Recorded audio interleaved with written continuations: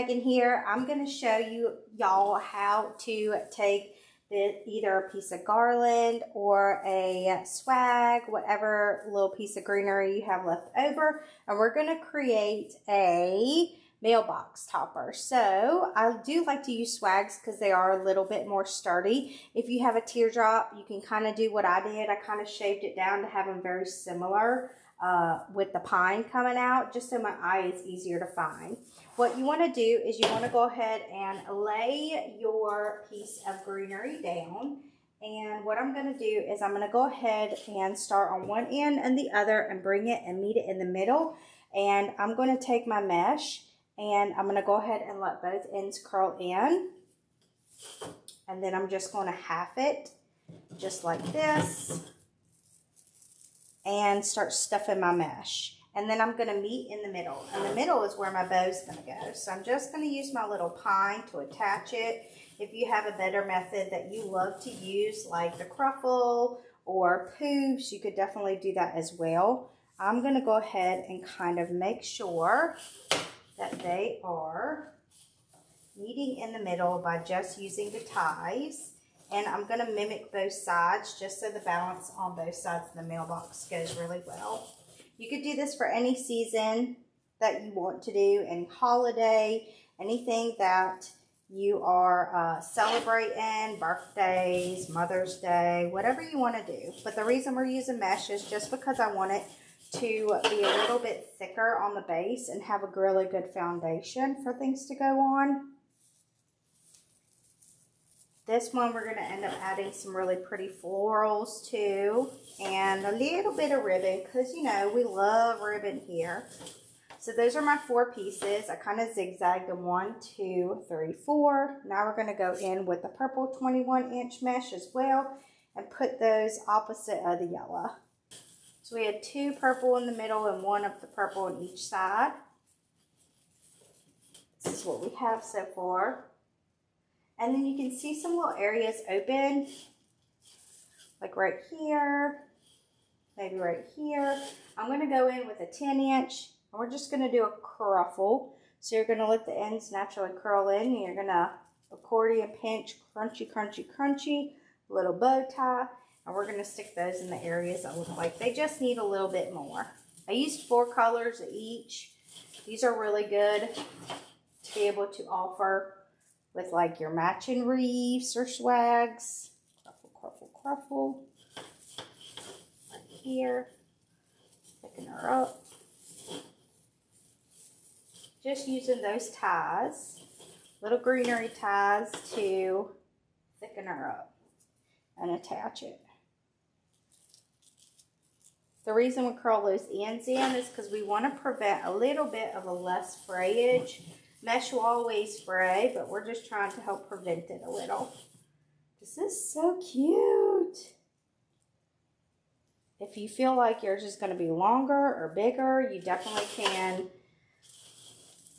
add accordingly. I started out with about a 24-inch piece of greenery. Swag, garland, whatever you want.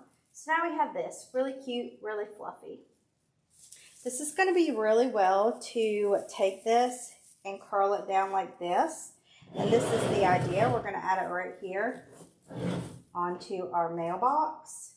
So what I'm going to do is I'm going to go in. I'm going ahead and do a nice little tail. Let's just do a little baby bow.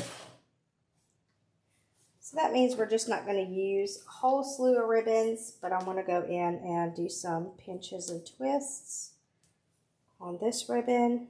I'm going to do 3. Nice big tail is probably about 7 to 8 inches.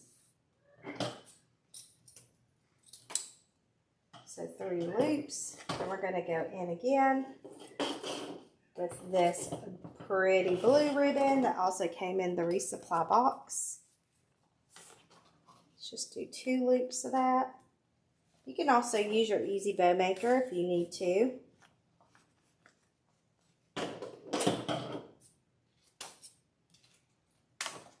Two loops of the blue because it is so dominant, and then finishing it off with 2 loops of this polka dot and fancy candy ribbon. So cute. Again, just 2 loops, big and fluffy and airy, because we'll be sticking lots of stuff in and around it. Finish this off with a zip tie right here in the middle.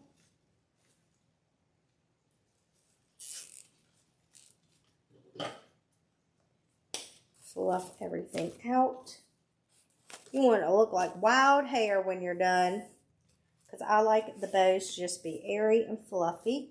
We're going to go right here, and find 2 of the closest ties and attach them with the green ties. It's probably just going to attach right here on this piece of mesh. So place that right here. Build it up together. This is going to be the top of our mailbox. Clean up those little ribbon tails. I'm just cutting them at an angle. You can cut them at a dovetail if you want, whatever you want to do. The next thing we're going to do is I definitely want some ribbon tails on each side. So I'm going to go in and just do a little half bow. So I'm just going to pinch it and loop it and twist the back so the pattern's to the front.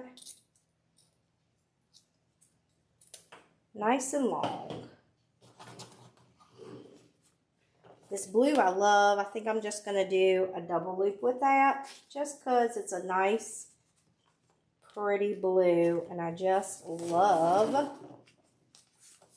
how it just wants to curl and kind of fall, and see it, so pretty.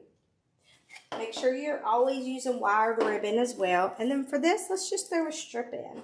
So we did a 1 loop, a 2 loop, and a no loop. Okay, zip tie it off just so it's already closed and you don't have an issue with it unraveling when you're trying to attach it right here into your mailbox. Turning this to the side so y'all can see.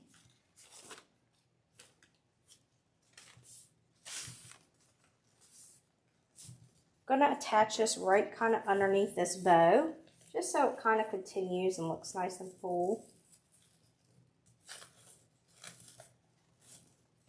Open it up, having it nice and airy, and doing another slant cut. I love how all these ribbon tails are just flowing. I'm making sure I'm kind of cutting them all different ways and all different lengths. Now let's do the same to the other side. One more time, we're going to do this bow. Now let's go ahead and attach this in. You could definitely stop at any point. We talk a lot about that in creative coaching, on how big or how much you want it to be fullness-wise. But we are going to go in and we're going to add just a little bit of extra love into it. So what we're going to do is we're going to add some of these little baby florals. And what I'm going to do, not too many, we might just add a couple of them, few of them. I'm going to go in and make sure that I'm touching each one of these stems and making sure I really am spreading it out, fluffing it, making sure it's really going to work and look nice and full. Tons of texture on these. We're just going to use a few of them. You can glue them in, whatever you want to do. I'm going to go in and use my hot glue and glue them in. So we're definitely going to place one right in this section, making sure that I'm touching mesh, making sure that I'm touching evergreen, making sure I'm touching, if anything, close to some ribbon. And then I'm just going to take it and work it in and around that ribbon. So we have a little bit of greenery sprig here. I'm definitely going to bring one coming down this way because I have one poking out here. Just gluing it right here in and around the bow. I want it to kind of pull forward. The good thing about that is it's all wired, so we can make it do it. Look how pretty that is. And look look at it sticking out. Now we're definitely going to do 3 and then mimic these 2 sides. So I definitely want one up in the tippy top. And then we have a bow on the side. So we had to add greenery or florals up at the top and then on the 2 sides. Plenty of this glue. Right here. Looks perfect. Super cute, super pretty. Y'all, what do you think? I love all the colors. I love all the ribbon, and it's balanced super, super well. Y'all, I hope you enjoyed this tutorial. I hope you join us in creative coaching where we are teaching more in-depth tutorial styles like these, but it's definitely breaking things down into step-by-steps and what, why, and how we're doing things. But I hope this inspired y'all, and I hope to see y'all real soon. Thanks for watching. Bye.